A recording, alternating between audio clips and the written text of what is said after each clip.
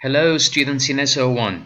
In Unit 4, we are talking about tourists, turistas, and tourism, turismo. So today we are going to do a reading activity about tourist graffiti. A new problem? So now before we start, let's take a look at this picture. What can you see? If we imagine that this is the wall of a monument, what is this exactly? It is graffiti.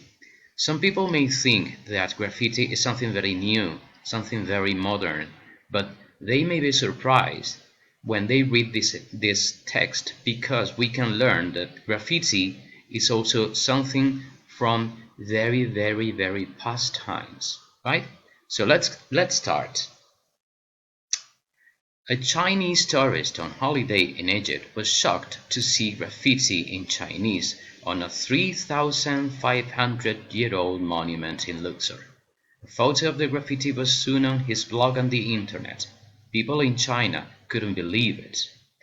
Un turista chino de vacaciones en Egipto se quedó muy sorprendido de ver graffiti en chino en un monumento de 3.500 años de antigüedad en Luxor. Una foto del graffiti estuvo enseguida en su blog en internet. La gente en China no podían creerlo. They were angry and there was a big hunt to find the person responsible. They could find him easily because the message wasn't very imaginative or clever. It was basically Ding Jinghao was here. That was enough for internet users to find this particular Ding Jinghao, a teenager in Nanjing. His parents were quick to tell a local newspaper that their son was very sorry for his actions. Estaban muy enfadados y hubo una gran caza para encontrar a la persona responsable. Pudieron encontrarle fácilmente porque el mensaje no era muy imaginativo ni muy inteligente. Básicamente decía, Ding Jinghao estuvo aquí.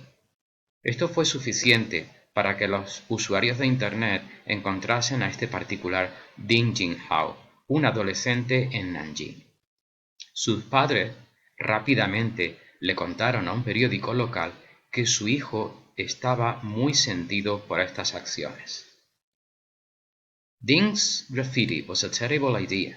It is a serious crime to write on a historic monument in Egypt. You can go to prison for a year for doing it. But in the past, people could write on monuments and no one was angry about it. At Giza, there is an example of graffiti on a temple wall from 1244 BC, before Christ. It says, Hadnakte came to make an excursion and amuse himself on the west of the Memphis, together with his brother Panakti. El graffiti de Ding fue una idea terrible. Es un delito muy serio escribir en monumentos históricos en Egipto. Puedes ir a la cárcel por un año si lo haces, pero en el pasado la gente podía escribir en monumentos y nadie se enfadaba por ello. En Giza hay un ejemplo de graffiti en el muro de un templo del año 1244 a.C., before Christ. Dice, Hadnakte vino a hacer una excursión y divertirse al oeste de Memphis, junto con su hermano Panakti. In Roman times, it was normal to write messages on ancient monuments to become part of the monument forever. One of the first Egyptologists, the Italian Giovanni Bazzoni, was the first modern man to enter the Pyramid of Khafre. Inside the pyramid today you can read his text celebrating the discovery, with his name and the date. En los tiempos romanos era normal escribir mensajes en antiguos monumentos para formar parte del monumento para siempre. Uno de los primeros egiptólogos, el italiano Giovanni Bazzoni, fue el primer hombre moderno en entrar en la pirámide de Khafre. Dentro de la pirámide hoy podemos leer su texto, celebrando el descubrimiento, con su nombre y la fecha. Later, in the second half of the 19th century, Europeans could travel around the world thanks to the first package holidays. In those days, tourists could climb up to the top of the Great Pyramid. Soon there was graffiti in just about every language up there. Luckily, It wasn't difficult to make Ding Jinghao's graffiti disappear, but China's National Tourism Administration is right to advise all tourists to act in a civilized way. Más tarde, en la segunda mitad del siglo XIX, los europeos pudieron viajar alrededor del mundo gracias a las primeras vacaciones contratadas. En esos días, los turistas pudieron subir a lo alto de la Gran Pirámide.